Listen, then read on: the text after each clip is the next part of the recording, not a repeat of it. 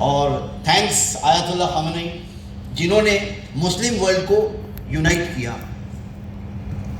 कल तक शिया सुन्नी और अलग अलग फ़िरक़ों में ये बटा हुआ समाज, आज इस समाज के पास में लीडरशिप आई है और आज समाज के चारों तरफ से ईरान को सब लोग लीडर मान रहे।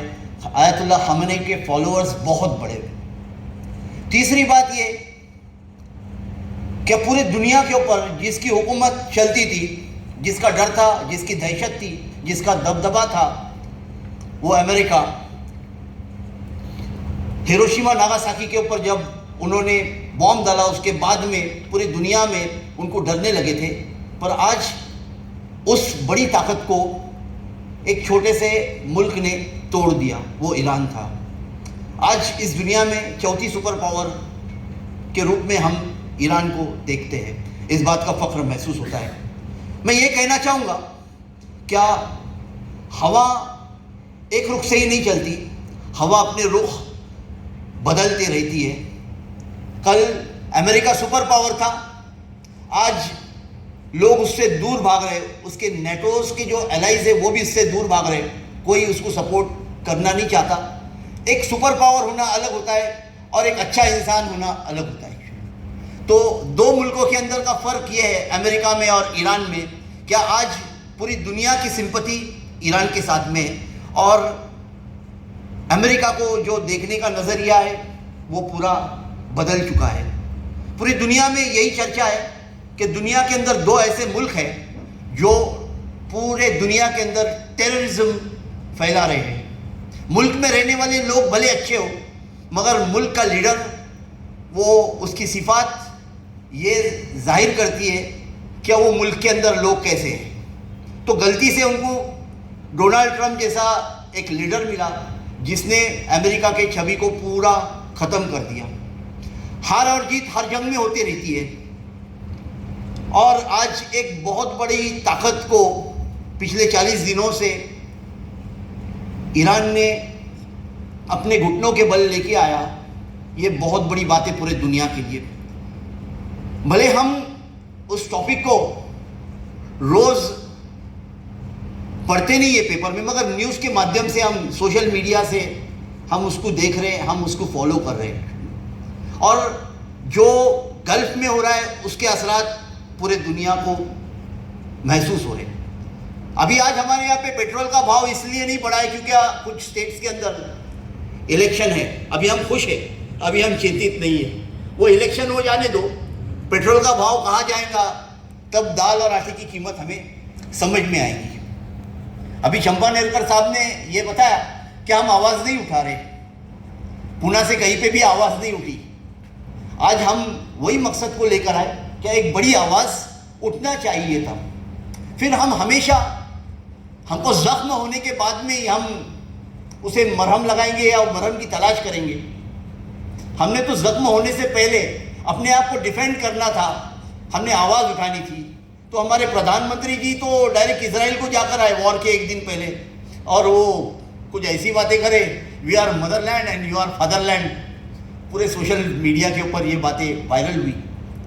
तो जब यहाँ का जो सेवक है वो सेवक इस तरह से बात करेगा तो फिर क्या होगा।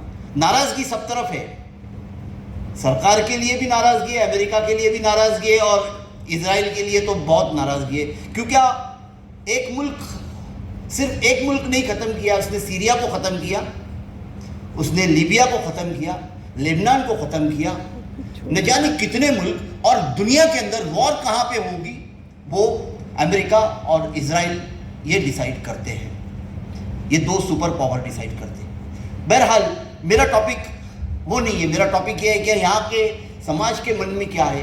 तो यहाँ के समाज के मन में, मुस्लिम समाज हो या हमारा हिंदू समाज हो, एक अरसे से भारत और पैलेस्टाइन के और ईरान के रिलेशन बहुत अच्छे रहे हैं। हमारे देश के प्रधान सेवक ने वहाँ पर जाकर एक ख़ास मुलाकात लेने की ज़रूरत नहीं थी, जिसका एक ड्रॉबैक तो हम पर आया हुआ है और आज नहीं उभरा तो वो आज नहीं तो कल वो उमट के सामने आने वाला है।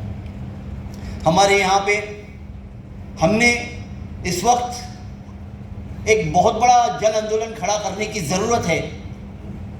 हमने अपनी आवाज़ को बुलंद करने की ज़रूरत है, क्योंकि मैं सिर्फ, मेरा टॉपिक एजुकेशन है एक्चुअल में। आपके बच्चों की फीस भी कल ये महंगाई के साथ में बढ़ने वाली है। आज के हालात में वो भी एक हमारा बहुत बड़ा खर्च है। हमने ये सारी चीज़ों को ध्यान में रखना चाहिए। ये जो युद्ध का सिलसिला है ये अभी का नहीं है, ये 91 से शुरू है। 91 में जो सब में पहला वॉर हुआ वो इराक के ऊपर सब में बड़ा अटैक हुआ। उसके बाद में जो शुरू हुआ तो ये सब पेट्रोल के लिए और वहाँ के रिसोर्सेज के ऊपर कब्जा जमाने के लिए और वहाँ पर वो मुल्कों के ऊपर अपनी एक दहशत जमाने के लिए ये सारी चीज़ें चल रही है।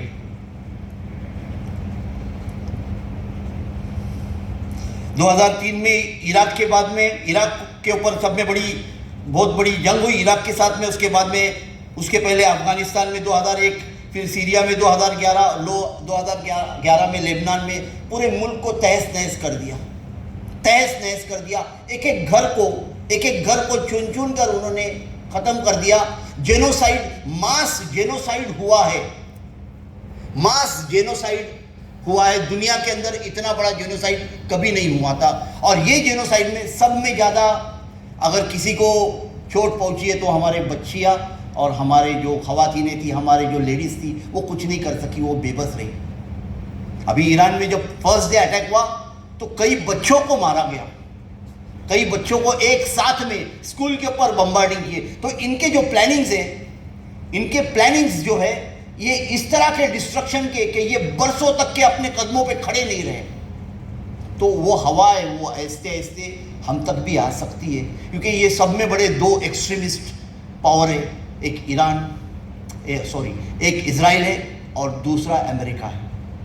पर हमको ये शक्तियों से निपटना पड़ेगा। हमारे सरकार के ऊपर इसके बारे में प्रेशर लाना पड़ेगा, हमारे सरकार के ऊपर दबाव लाना पड़ेगा। इनकी दादागिरी यहाँ तक कि वेनेजुएला में क्या हुआ, वहाँ के प्रेसिडेंट को तो उठाकर लेकर चले गए। ग्रीनलैंड के ऊपर वो कब्जा करने की बात कर रहे हैं, वो कनाडा के टेरिटरीज को, कनाडा के कंट्रीज को अपने कब्जे में लेने की बात कर रहे हैं। तो ये सब में बड़ी दहशतगर्दी है पूरे दुनिया के अंदर जो फैली हुई है।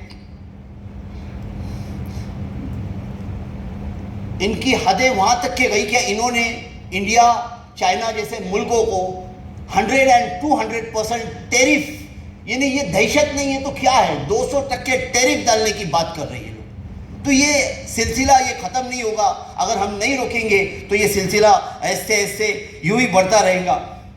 आज दुनिया में जो जेनोसाइड हो रहा है वो मास जेनोसाइड दो कंट्रीज कर रहे हैं, एक तो अमेरिका कर रहा है और इजराइल कर रहा है, और उसके जो इफ़ेक्ट्स है वो सब तरफ होने वाले हैं। तो मैंने शुरुआत में कहा कि मेरा ये टॉपिक नहीं है, मैं एजुकेशन के लिए काम करता हूँ। आज मुझे यहाँ पे बात करने का मौका मिला, अगली बार ज़रूर और पूरी तैयारी से मैं आऊँगा और आपके सामने अपनी बात रखूँगा। Thank you very much.